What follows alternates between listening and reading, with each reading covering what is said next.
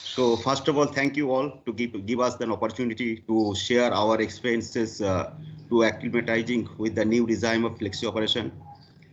And this is a great honor and pride to us. Before starting my presentations, I would like to acknowledge our operation and CNI team for carrying out all the requirements which is needed for the Flexi operations. And special thanks to Mr. Somadi Boral in operation team for making this presentation, which I am supposed to present here. Thank you all. So let's go to the presentations. Let us have a little glimpse of Mithun Power Limited. It is a 2 into 525 megawatt station, uh, and both the units have commissioned in the year of 2011 first unit and the 2002 the second unit, and this is a Bhelmek plant, and it is a joint venture between Tata Power and DVC. It's the first of its kind in a PPP model. This is our little bit of business environment and workflow, how we are operating in this environment. We have a stack between Tata Power and DBC 74 and 26%. We have the power procurers, which is a PPA based plant, and it is we have DBC, TPTCL and KSEBL. We have 1050 megawatt tied up, and power has been divided through 400 kV PGCL network, and we are supported by reputed vendors like in our O&M's perspective, Indoel, Nakawar, VK, McNally Bharat, and we are well supported by our community, our energetic workforce, and our delighted lenders. So now, for starting of the presentations, lots of things have been discussed, and we are quite aware of the future of the thermal power plants, because base load operating plants are changing its load pattern since few years. If we consider for a 15 years of span, we can see that in the 2015 we are running at a load which are been getting, and it is a steady state condition always. And 2019 there is a lots of integration of renewable energy sources, and based on that there is a shifting of the load from the 7 in the morning to the 19 hours in the evening. There is a, and so based on that we are following the guidance time to time, which has been CE and the CRC has been guiding, and we are abiding by this, and this is our the main motive of flexible operations to survive our plant in this variable condition. And if we consider for the 2022, if we know the motive of our country and mission, which is an 175 gigawatt of integration of the renewable energy powers, based on that we are understanding there may be the shutdown type of concept or two shift operation like things may happen. And if we go to the 2030, we are quite unaware, or we are not able to understand what it may be. Because in the last presentation, Mr. Malik has already indicated that by 2030, there is a renewable energy capacity of 450 gigawatt is planned. Presently, if you see that there is an installed capacity of 479 gigawatt. So we are matching nearby to the demand, and we know in India we are in the surplus condition in the generating stage concept of the power.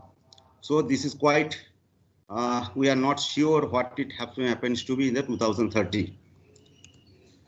So now the flexible world is coming here in this case to abide by and to accommodate ourselves in the new changing scenario, because our country or our government's main aim is to get electricity at an affordable price, having the minimal environmental footprint.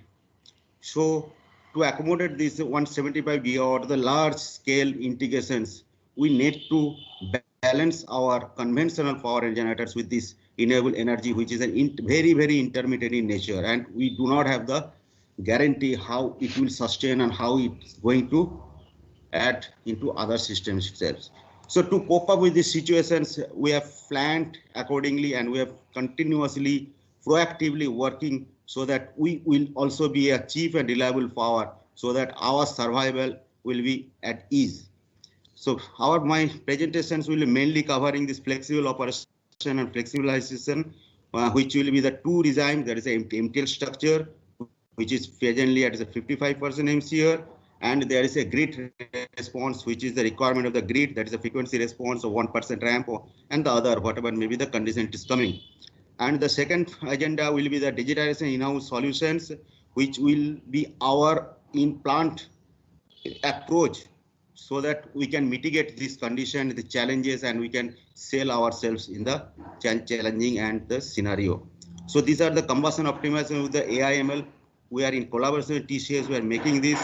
We have the automated scheduling software development in the MS Excel, which is making us quite comfortable in this changing scenario, because earlier we are getting the schedule very quite early, but nowadays it is near to instantaneous, 5 minutes, 10 minutes before. And integration of Power BI tools, where everywhere we are being integrating these, we are analyzing these, trends analysis, everything are being integrated and automated. Development of the SHR and APC dashboard and double coal mill point window, and at the same time integration of the latest technologies like ADOR, GAPM tools, so that we can sustain easily into the changing scenario. Because of the time constraints, I will go by this agenda point first, and I may skip the second agenda.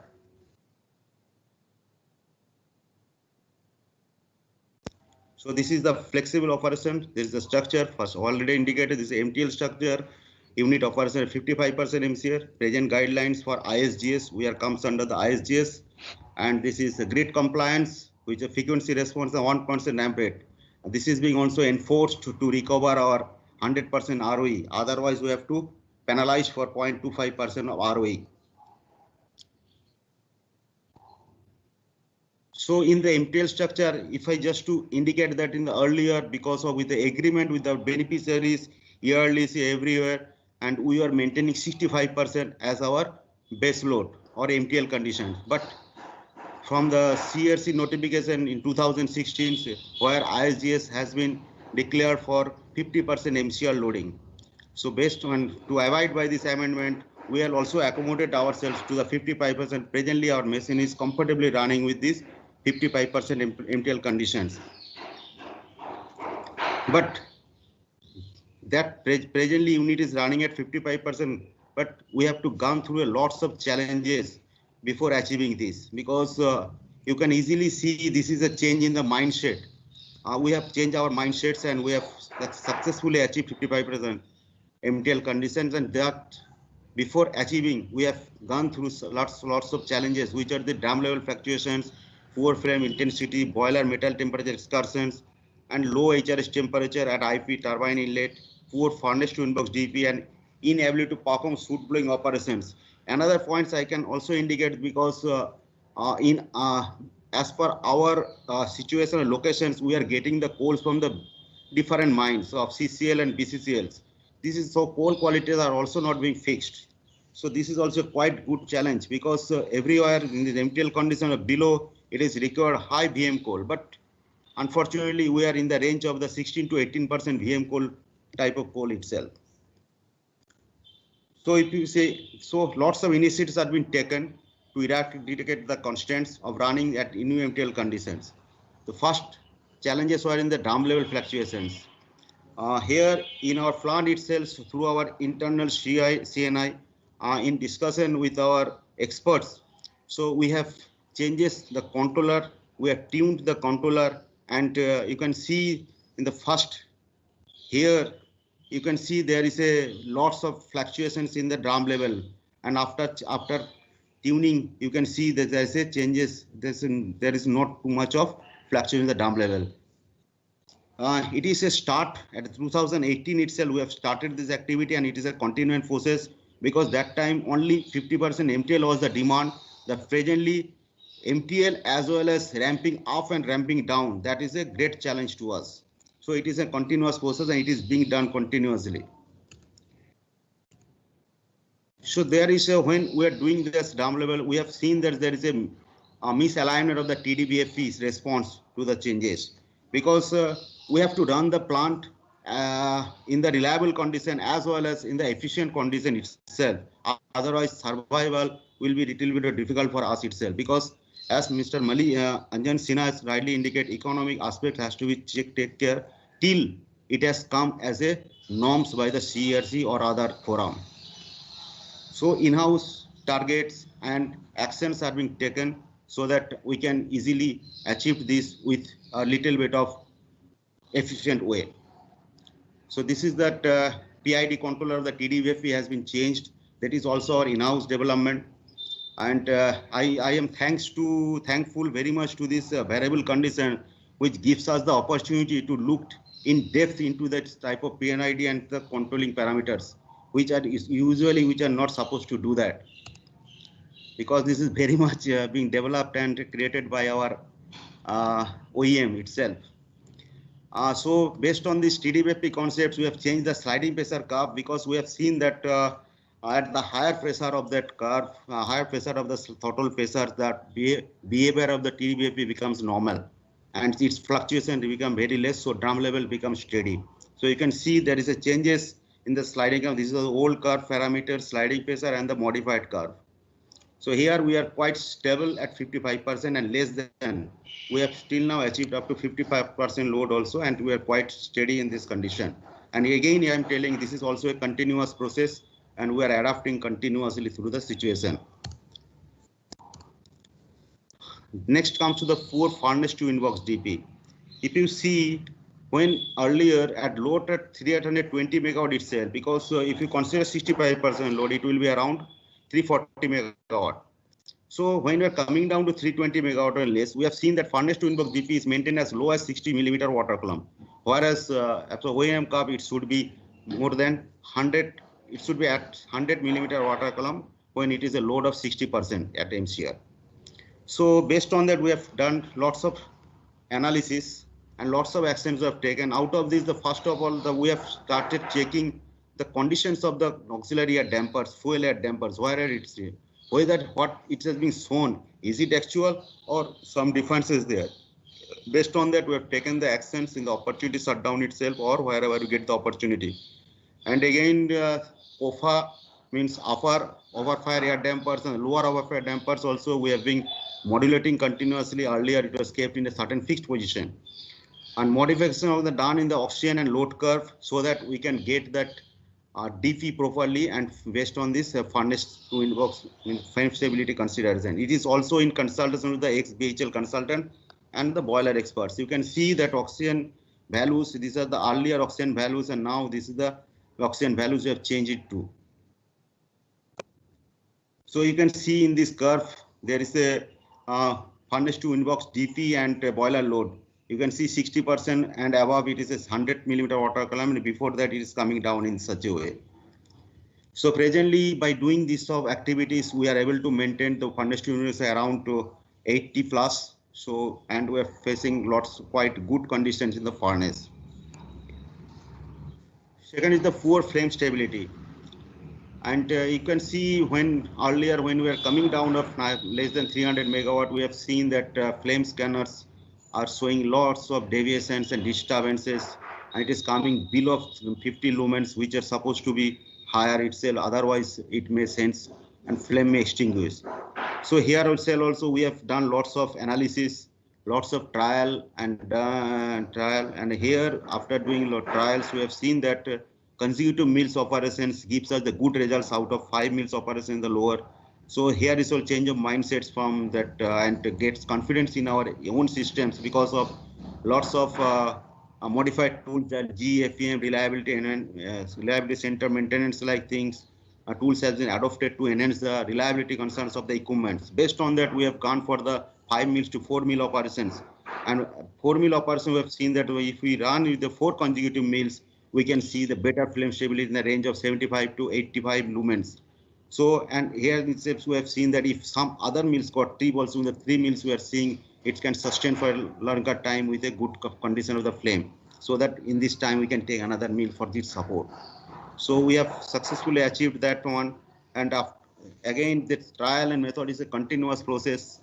So here, not only I have written it as a heat and trial method, but actually it is a judicious and judicious decision, because these trials have been taken through the practical conditions on the flame itself. We are looking at the peepholes, try to understand how the flames are being formed because of changes in the mill combination as well as the fuel and air ratio through the mill, because mills are supposed to run in the lower load, as Mr. Anjan has already indicated.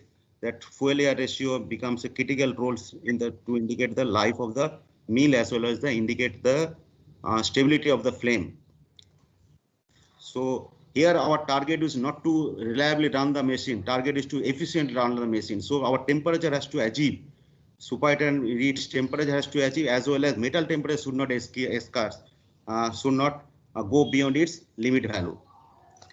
So next constants we have faced that the low HRS temperature, the high reheater metal temperature.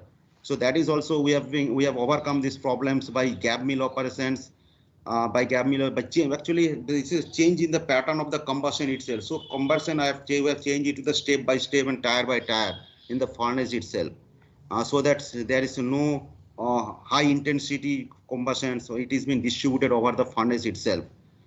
So we have adopted that soot blowing concepts in the lower and lower load also. Earlier we are supposed to do based on that OEM suggestion that less than greater than 70% load only soot blowing operation can be done. Here we have adopted gradually with looking at the careful operations. We are coming down to the MTL for doing that second pass, and little bit of higher 60% load also are doing that soot blowing at the wall blowing area also. So again, we have taken that Warner Tilling auto so that that system can take care itself the metal temperature excursion at getting that higher temperature. And we have identified which mills combinations give the better load based on the coal quality which you are presently getting. It is changing continuously based on the property of the coals which you are supposed to get. So this is the MTL structure and work accordingly. Now comes the grid compliances. In the grid compliances, we are the plant in every OCC, operation coordination meeting in ERLDC. We are every time we are being appraised by the team that MPL is the front runner in RGMO influence. So we are keeping that RGMO influence always on, as it is being a regular practice and it is being appreciated throughout the year. It is a maximum 25 megawatt RGMO influence on either side is being provided to the governor, and it is being done continuously.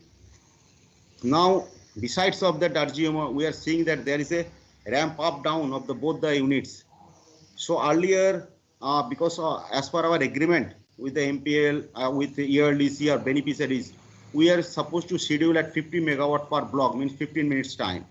But presently, as per CERC guidelines, we have to abide by minimum of 1% of the ramp up rate, either ramp up or ramp down. That means it comes around 147.66 megawatt per minute. So for achieving this, it was also a Herculean task for us, because temperature, this ramping achievement is something, but controlling the variation of the parameter is something different, and that is our main target, because this can only lead to our failure of the machines in the long run, maybe in the short run itself, BTLs, everything. So we have started analyzing the data since past 6 months and more also. So what are the tendency, how we have achieved, what the parameters we have achieved. So we have seen there that out of 5.25 target, we have achieved 3.8 maximum, and 3.4 is the maximum when it is in the ramp down condition. So we are far below than the required rate as per the CERC norms. So based on that, we have taken some initiatives. So we have done the analysis. We have tracking that SG net export, what it is time to time, calculate the net load, actual load ramp rate. And tuning of the CMC is become a major player into getting this load ramp up down conditions. The results.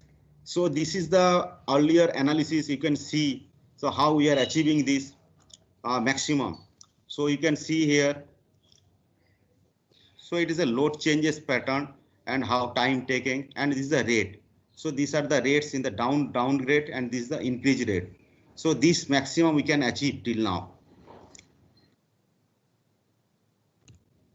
Now our analysis starts how to go continuously for 1% ramp rate to recover 100% ROE, because it's costing around 3.5 crore, which is a very, very high amount. Though it's a direct costs, but it is not counting that losses or the stresses which are being developed into the machine because of this flexible operations. Means continuous ramp up, ramp down. This is really a danger to the machines. So I want to say this word here.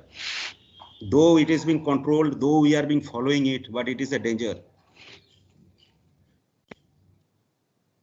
So to achieve this, now 1% ramp up also we have achieved.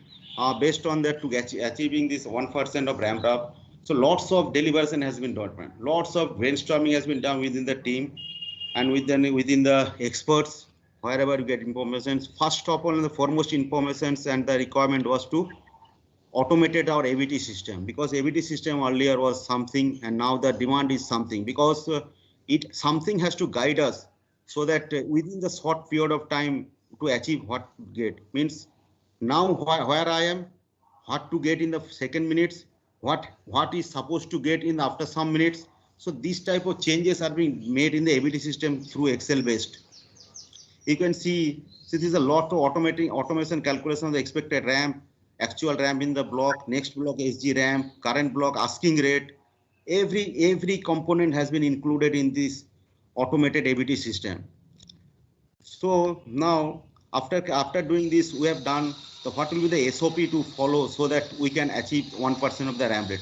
Here we are considering 1% ramp rate at the first, 3% we are not considering till now. So what is the key factors or critical factors for success to achieve this 1% ramp rate is the daily we are tracking and reviewing of the achieved and failure ramp rates and their reasons. So gap analysis has been done rigorously so that we can easily achieve that 75% of F by D ratio.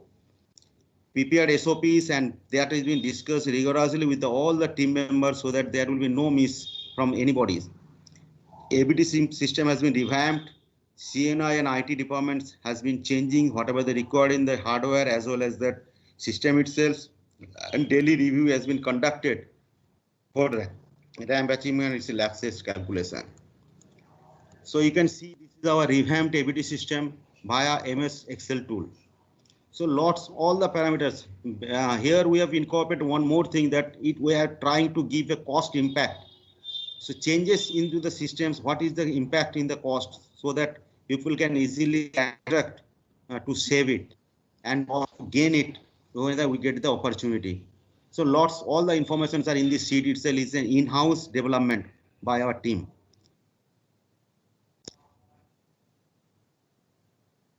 So you can see the result itself. In the 1st April 2020, that 1% ramp concept has been implemented for us, and we are there itself. We are in this regime now. And you can see then the 1st April to 9th April, we are not in the able to maintain that time because it is a very initial stage. We are not able to find out the way forward, but gradually brainstorming, finding out the way, analyzing, it gives us a, see from the 10 itself, we are continuously achieving at the higher rate, sometimes 100, and at the month end, we have achieved the 77% of this ramp rate. F by D ratio, there's the achievement. And presently we are at the very good stage of 88% achieved condition. So I'm skipping that agenda 2, that is the digitalization which has been made in this process. That is the approach which has been done earlier I have discussed, because 15 minutes time is not enough for discussing all of the tools itself. So way forward, the facing the challenges we may consider after achieving 50% MTL conditions, we are now moving ahead to 40% MTL operation. It is being done in collaboration with IGF or CEA task force team, where Siemens, IGF, BGV, NTPC, BHEL, all experts are available and are there. Lots of discussion are being happening, and we are expecting it to be a reliable and efficient, because 40% MTL we have achieved. We have run the machines whenever we get the opportunity, but it is not in the sustainable manner. We are not still in a good condition, so that from there itself, how can we achieve the 3% ramp? That is a very, very bigger challenge to us. Second is we are in the process of implementation of the automatic generation control AGC as a part of the gate compliance. It has been done in the lots of the plants in India, but we are also prepared, but we are just waiting for the clearance from the NLDC to operate here. Reduction in the energy charge is our main target, because as rightly said by the Anjan and Mr. Malik, that only MOD rankers will get the benefit for running in the plant in these versatile conditions, which nobody knows what to happen, what to do. So our main motive is now to reduce our energy charge so that we can be also a good place in MOD ranking, and we'll get the advantage out of the load condition. And at the same times, we are also seeking at new technologies which can be absorbed here to sustain in fall load operations so that our base load plant can move to the fall load plant with ease.